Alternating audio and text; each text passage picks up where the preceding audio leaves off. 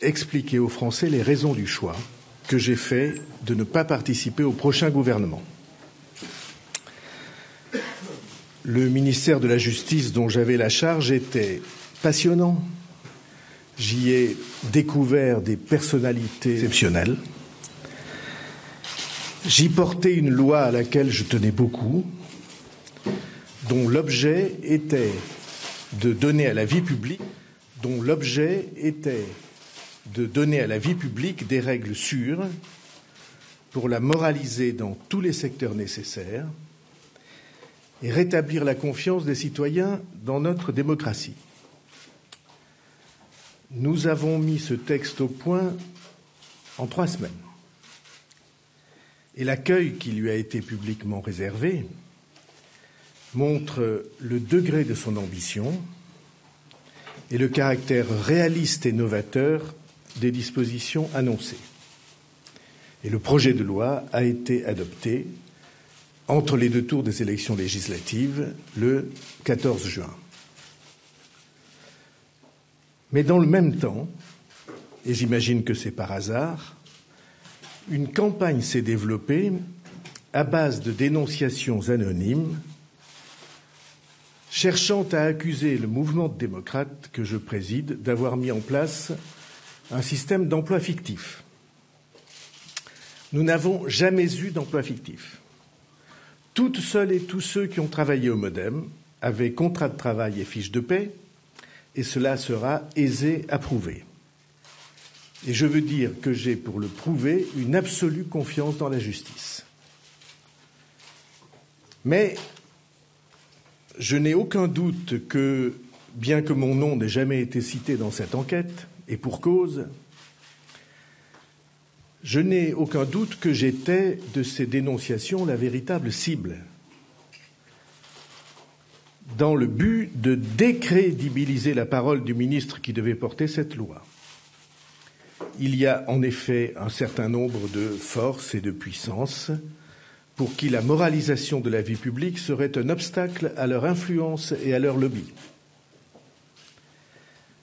Dans une situation classique, normale, il m'aurait été facile de défendre le mouvement que je préside et de défendre en même temps mes amis dont je connais d'expérience la parfaite probité. Nous avions tous les éléments de fait, tous les éléments de preuve, tous les éléments légaux pour articuler cette défense. La gestion de la ressource humaine dans notre mouvement a été régulière, normale, légale et, je l'affirme, morale. Mais la situation dans laquelle je me trouvais placé, en raison de ma fonction de garde des Sceaux, était telle que la seule personne en France qui ne puisse pas se défendre contre calomnie et dénonciations diffamatoires et abusives, c'est le ministre de la Justice. Le seul qui soit obligé de se taire même devant l'injustice. S'il dit « nous sommes innocents », on l'accuse d'influencer les magistrats, y compris les magistrats du parquet, dont on prétend à tort qu'ils sont sous ses ordres. Dans une vie publique d'une violence perpétuellement croissante, cela revient à boxer les 2 mains attachées dans le dos. Et toute remarque faite en privé, même modérée et parfaitement justifiée sur certaines méthodes journalistiques, est immédiatement regardée comme une pression, dénoncée comme telle, comme si la liberté de critique et de jugement était à sens unique et que le citoyen était uniquement obligé de subir certaines pratiques sans même pouvoir formuler son désaccord. Je n'accepte pas de vivre sans liberté de parole. Je n'accepte pas d'être condamné au silence lorsque l'honneur de ceux que je représente est en jeu. Parce que, voyez-vous, l'honneur, la probité, la décence, tout cela paraît chaque jour un peu plus dévalué dans le débat public français. Mais il se trouve que ces mots ne sont pas pour moi des mots creux. De surcroît, cette situation exposait le président de la République et le gouvernement.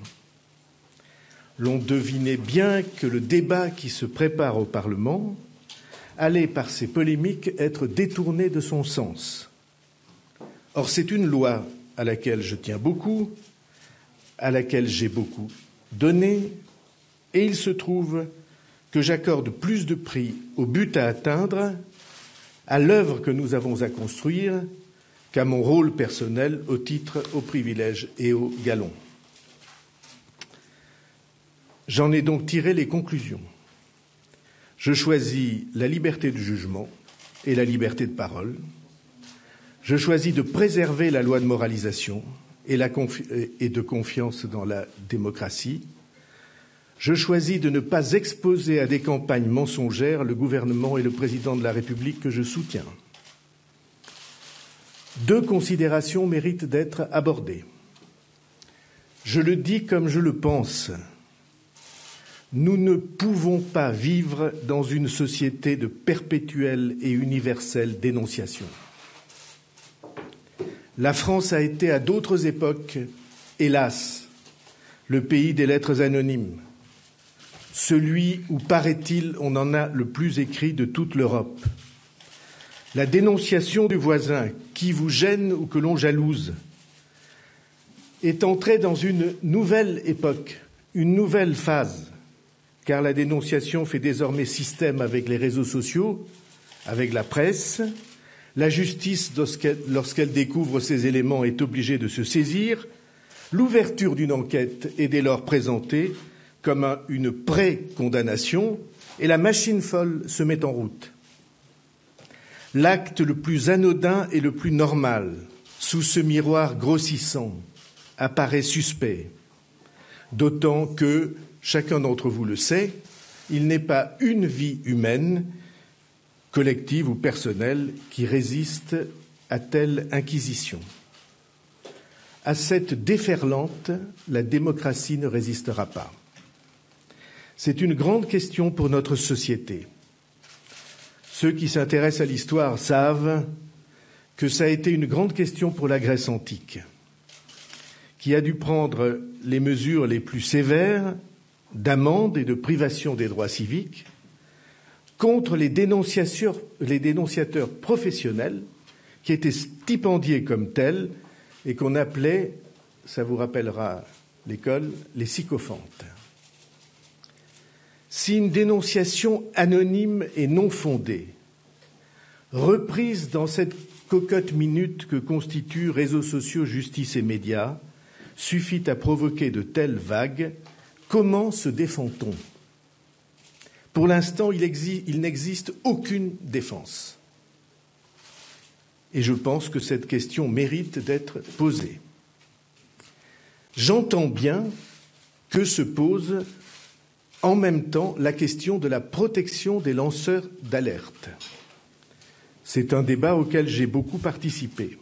Et je considère qu'il faut protéger ces lanceurs d'alerte. Mais je veux rappeler que les lanceurs d'alerte sont, dans certaines législations, définis d'abord comme ne devant pas relever de conflit d'intérêts.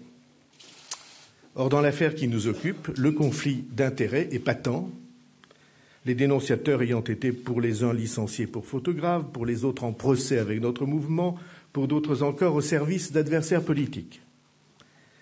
Or, personne n'analyse vraiment ces accusations, ne les différencie, personne, et c'est un problème pour la société. Deuxième considération, j'ai aussi une préoccupation politique. Le MoDem, avec sa personnalité et sa liberté, est désormais le deuxième parti de la majorité, le troisième groupe de l'Assemblée nationale. Et vous trouverez autour de cette salle un nombre substantiel, plusieurs dizaines de ceux et celles qui vont former le groupe du MoDem et qui s'est réuni pour la première fois cet après-midi à l'Assemblée nationale. Ma conviction est qu'il faut mobiliser tous les efforts en cette circonstance nationale pour aider le nouveau président de la République. Ma conviction est que l'élection d'Emmanuel Macron est une chance pour notre pays et une chance pour l'Europe et pour l'équilibre du monde. Ma certitude est qu'il est à la hauteur de la fonction. Il a besoin d'une majorité large et d'une majorité où le pluralisme ne soit pas un vain mot. C'est une majorité à deux piliers et ce n'est pas par hasard. Chacun de ces deux piliers doit participer à l'action. Chacun a sa pierre à apporter, les mouvements nouveaux aussi bien que les courants qui viennent de loin. Nous serons porteurs de stabilité. Nous serons des capteurs des mouvements et des attentes, des émotions de notre société. Nous proposerons des idées. Nous en défendrons d'autres. Par exemple, comme l'entrée dans notre loi électorale de ce principe de respect du citoyen et du principe de pluralisme qu'est la proportionnelle.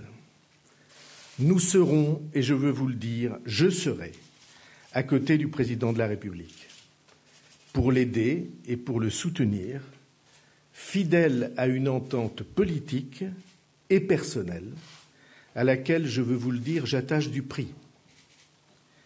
Au fond, cette décision qui intervient le jour même où vient de se réunir à l'Assemblée nationale le nouveau groupe de notre mouvement, le premier de notre histoire récente, est une décision pour servir une certaine idée désintéressée de la politique, servir la majorité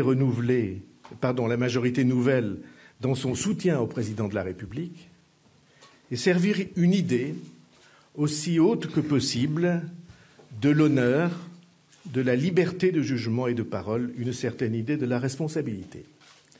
Enfin, pour vous dire que ce jour, qui n'est pas uniquement de gaieté, comporte cependant un aspect positif pour moi, c'est que je vais, pendant ces mois, retrouver mes fonctions de maire de Pau, une ville qui est magnifique et magique, et des concitoyens qui sont extrêmement attachants, parfois un peu exigeants, mais toujours affectueux. Je vous remercie.